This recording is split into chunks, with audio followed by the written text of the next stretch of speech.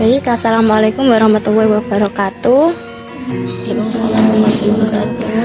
Perkenalkan, kami dari mahasiswa Uniro Tuban izin observasi tentang sanggar tari. Untuk mbaknya perkenalan. Baik, nama saya Diva Hernanda Putri Parasita, biasa dipanggil Diva. Nama sanggar saya yang saya dirikan itu Sanggar Seni Askara. Kami di sini ingin memenuhi tugas mata kuliah kearifan budaya lokal, meminta Mbak untuk menjawab pertanyaan-pertanyaan dari kami. Yang pertama itu bisa diceritakan sedikit tentang sejarah awal mula berdirinya sanggar tari seni itu gimana, Mbak? Jadi kalau dijabarkan Mbak ya, lumayan panjang sebenarnya karena sanggar tari itu bagian dari impian saya ya, terutama berdiri sendiri, maksudnya saya yang mendirikan sendiri itu ceritanya panjang karena dari kecil saya suka nari. Cuman saya itu lulus dari SMA kan sebenarnya sudah mau sudah tes di UNESA, masuk jurusan Sentra Tasik Tari, sudah keterima. Cuman karena biayanya mahal, karena uang gedungnya itu ya 10 ke atas dan lain-lain kan, karena biaya hidup di kota Surabaya itu juga banyak Mbak ya. Jadi kita mikir-mikir lagi, terus dari situ impian saya, walah bisa nggak ya saya jadi guru tari gitu. Terus habis itu ada jalan, saya ada teman ibu saya itu istilahnya punya sanggar Mbak, sanggar PDI juga. Cuman sekarang nggak terkenal karena anak-anaknya sudah kerja, sudah punya sanggar sendiri ya. Jadi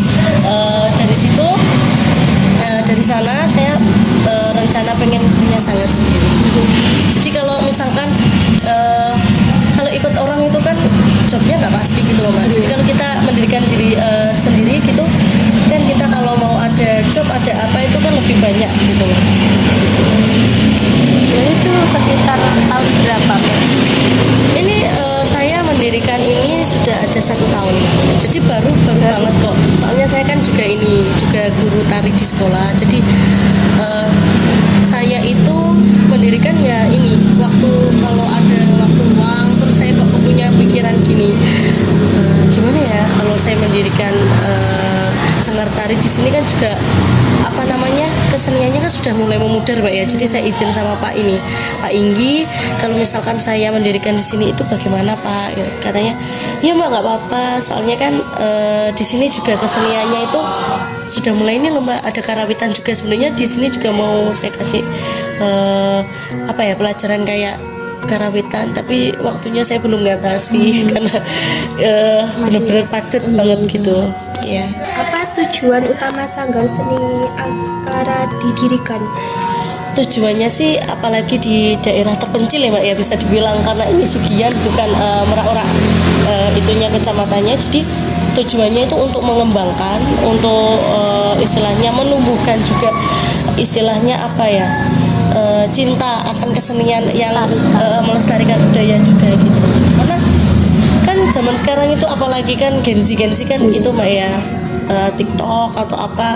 Nah pengennya itu kita itu nggak apa-apa main TikTok, tapi jangan meninggalkan budaya gitu. Dan itu juga Mbak, nilai plusnya kan kalau misalkan gabung di sanggar kan bisa dapat uang juga gitu. Karena kita kan kalau dikenal orang, jadi misalkan narinya Mbak ini enak, jadi kita mendirikan itu istilahnya nggak kayak kita mengeluarkan uang tapi nggak ada hasil gitu loh Mbak. Tapi kita kan namanya proses itu kan nggak ada yang instan, pasti juga bertahap. Nanti kalau sudah narinya enak, nanti kita bisa job gitu. Nanti job datang sendiri. Iya betul Mbak. Kita latihan. Iya betul, fokus latihan aja gitu. Siapa saja Mbak yang ikut latihan di sini itu? Dibuka untuk siapa saja? Untuk umur ini Mbak. Sebenarnya kemarin itu ada sempat out ya. Cuman karena bertabrakan, kalau sore itu pasti ngaji gitu. Jadi orang tuanya minta ganti di pagi hari, tapi di pagi hari saya kan ngajar, jadi nggak bisa. Jadi kalau sekarang itu saya tentukan itu paling kecil SD Mbak, SD kelas 1 sampai ini sampai SMA ya, sampai SMA paling tinggi SMA mbak gitu. Berarti nggak harus sekitar masyarakat sini mbak, umum bisa. Iya umum bisa, malah kemarin itu ada yang dari Tambak Boyo juga, ada yang dari apa ya Jadi, terus ada yang dari ini mbak, kereknya tuh kerek yang wojok sana itu loh, mana itu mbak, saya nggak tahu juga ya daerah sana. Terus Jenuh, Karangasem, banyak mbak. Yang kemarin juga mau daftar itu Bancar, cuman saya kasihan jauh loh mbak, nanti maunya habis bensinnya gitu. Jadi di sana apa nggak ada sanggar gitu katanya? Nggak ada ya mbak, nggak ada tuh mbak. Jarang mbak di sini. Tambak Boyo juga jarang. Makanya kok larinya ke sini gitu. Saya bilang daripada kalau kalian kejauhan kan mending di sana aja gitu loh mbak, kasihan. Bagaimana cara sanggar tari ini mengenalkan budaya kepada anak muda sekarang, Mbak? Kalau untuk cara itu balik lagi mbak ya ke masing-masing pelatih atau guru tarinya ya, karena mengikuti zaman mbak. Jadi kalau misalkan kalau anak Gen Z itu sukanya kalau misalkan diselingi sama ini main TikTok mbak, bikin tren tari mbak gitu. Jadi ya mau nggak mau juga kita bikin tren tari dulu, atau enggak kita fokus latihan dulu, nanti kalau misalkan sudah selesai baru kita yuk saya bikin tren. Soalnya kalau nggak diselingi kayak gitu mbak ya pasti malas mbak, apalagi kalau nggak sesuai dengan apa yang mereka inginkan. Misalkan saya kan ngasih materi tari remong, kata teman-teman ya kan, kalau saya menganggap mereka itu seperti teman, seperti anak, seperti ini, jadi katanya mbak wah nggak mbak remong ini nggak mau lain malu mbak, padahal materinya saya kasih itu karena kalau misalkan kita ada job itu mahal mbak remong itu, karena kan semacam kayak cucuk lampa gitu. Nah itu mahal, malah anak-anak nggak mau, nggak bisa mbak, aku mbak kesusahan, susah ininya nggak bisa. Padahal kalau menurut saya ya nggak tahu ya enak gitu, tapi mintanya yang lain. Udah jadi saya ganti lagi. Jadi apa ya mbak ya, untuk mengikuti mood zaman sekarang, anak zaman sekarang tuh susah. Kalau nggak diturutin terus kadang nggak masuk sanggar, kadang gitu istilahnya mereka itu masuk latihan kalau di saat ada job, ada lomba baru istilahnya rajin. Kalau misalkan kayak kegiatan biasa jarang banget sih mbak gitu. Kalau untuk tari itu tari apa saja yang sudah dilatihkan? Kalau tari itu ada tari tradisional, tari ini berkelompok, terus berdua, berpasangan gitu. Tapi kita fokus ini mbak.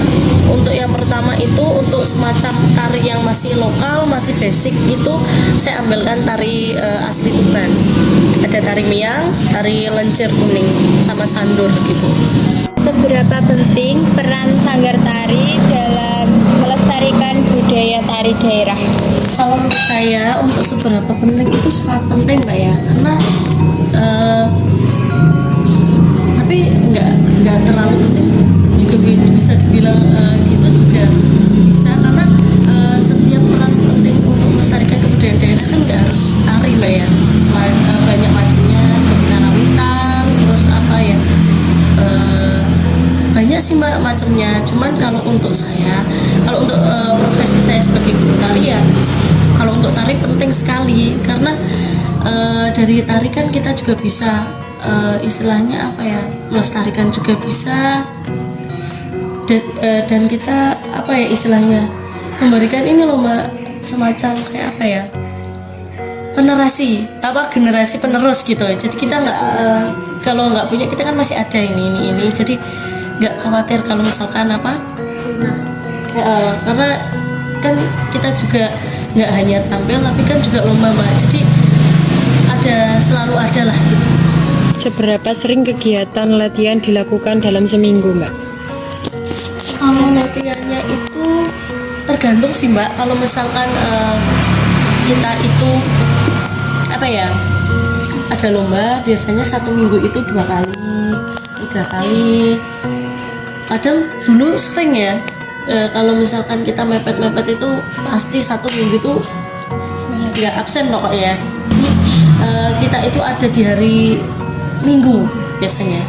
Cuman kadang kan ada yang minta ganti hari gitu, ada juga yang privat tari itu biasanya hari Jumat, Sabtu gitu, sama Minggu. Jadi 1 minggu cuma 1 kali. Apa pesan dan harapan Mbak terhadap perkembangan seni tari tradisional untuk ke depan? Kalau pesan saya terus belajar Mbak ya, untuk apa?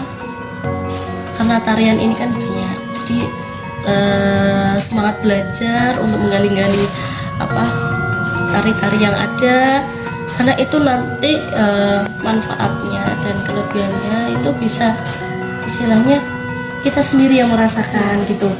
Entah itu kita memperluas lingkup untuk apa, kita itu kedepannya misalkan untuk sekolah di jurusan tinggi atau untuk bekerja itu bisa gitu.